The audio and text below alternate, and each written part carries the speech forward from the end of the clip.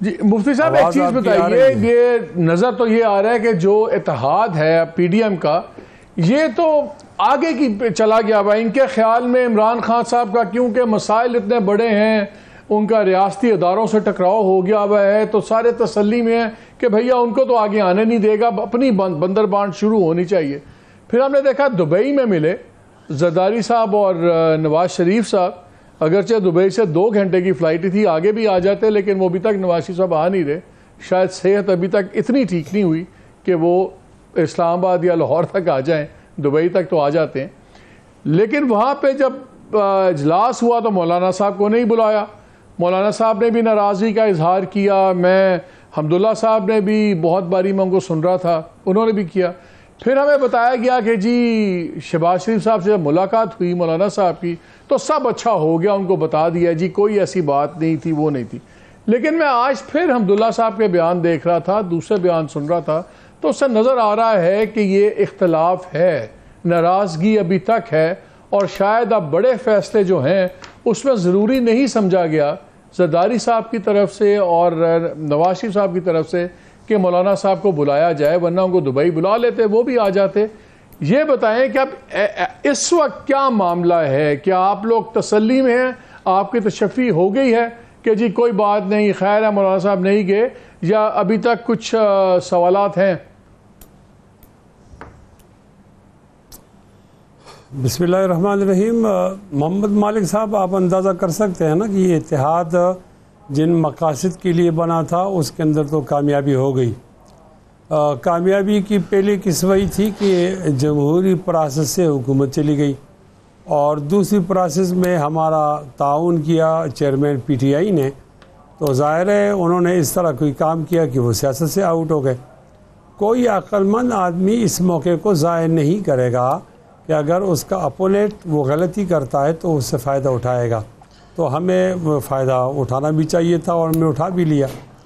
آپ پاکستان کی سیاست کو دیکھیں، یہ 2 محوری نظام میں ہے، سہ محوری میں نہیں ہے. یعنی یہاں 2 ہی گروپ ہوتے ہیں، اپوزیشن اور حکومت. اب جب حکومت سے اقتدار والوں سے حکومت جاتی ہے تو وہ جولی میں آ جاتی ہے اپوزیشن کی، تو ہم دوسری قوت کے طور پر رہتے تو ہماری جولی میں آ گری اور ہم نے اس کو سنبھالا. یہ تو ایک معاملہ تھا.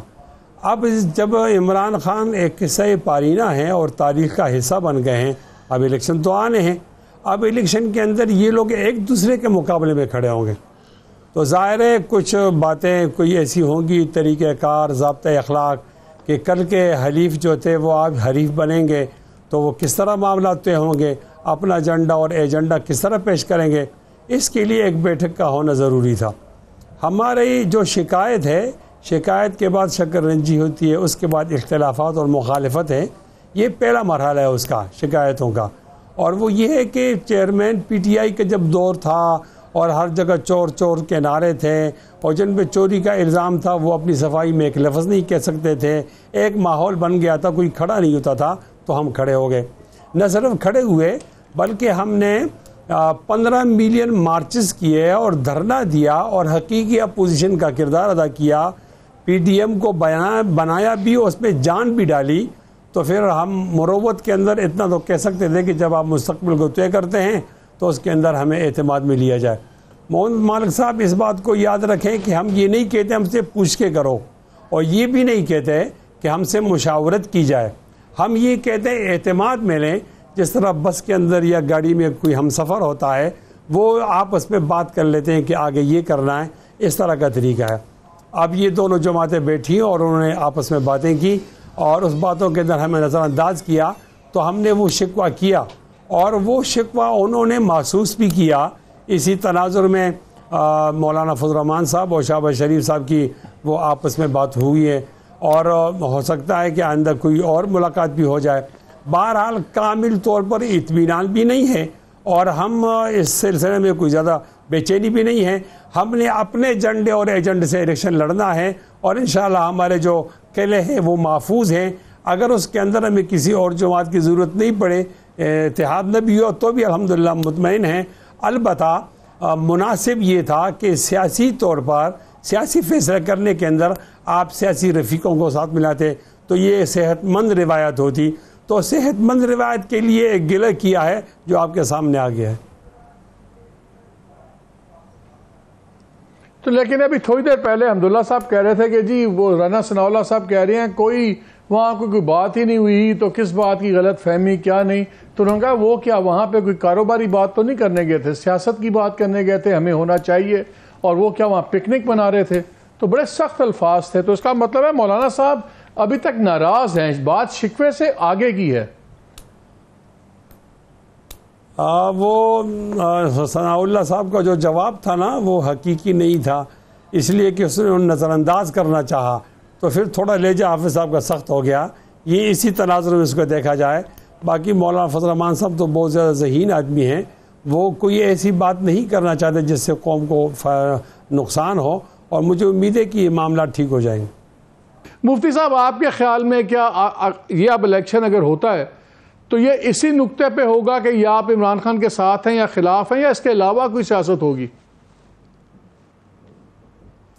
نہیں، یہ عمران خان تو درمیان میں آپ لا رہے ہیں نا، وہ تو ایک تاریخ کا ایک قصہ بن چکا ہے، قصہ پارینہ.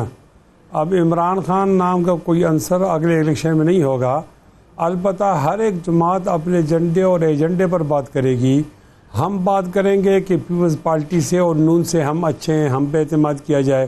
پیپلز پارٹی والے کہیں کہ ہمارا ایجنڈا بہت اچھا ہے، ہم پہ اعتماد کیے. نون والے کہیں گے ہم پہ اعتماد کیا جائے. یہ پہلا موقع ہوگا کہ مخالفت پہ نہیں، مثبت انداز میں تمام جماعتیں اپنا ایجنڈا پیش کریں.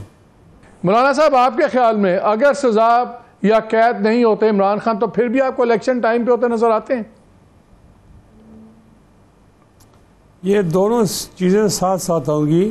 وہ اپنے مقدمات بھگتیں گے اور ہم کمپین چلائیں گے.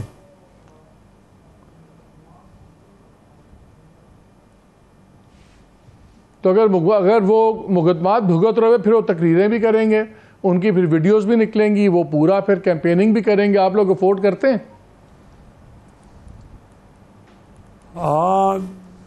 بہت ساری باتیں بٹوین دی لائن ہوتی ہیں، وہ آپ بھی سمجھتے ہیں اور ہم بھی سمجھتے ہیں. مولانا صاحب آپ کے خیال میں اگر سزا یا قید نہیں ہوتے عمران خان تو پھر بھی آپ کو الیکشن ٹائم پہ ہوتے نظر آتے ہیں؟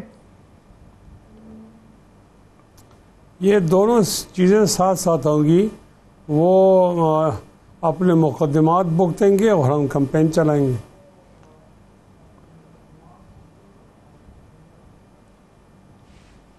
تو اگر وہ مقدمات بھگت رہے پھر وہ تقریریں بھی کریں گے، ان کی پھر ویڈیوز بھی نکلیں گی، وہ پورا پھر کیمپیننگ بھی کریں گے، آپ لوگ افورڈ کرتے ہیں؟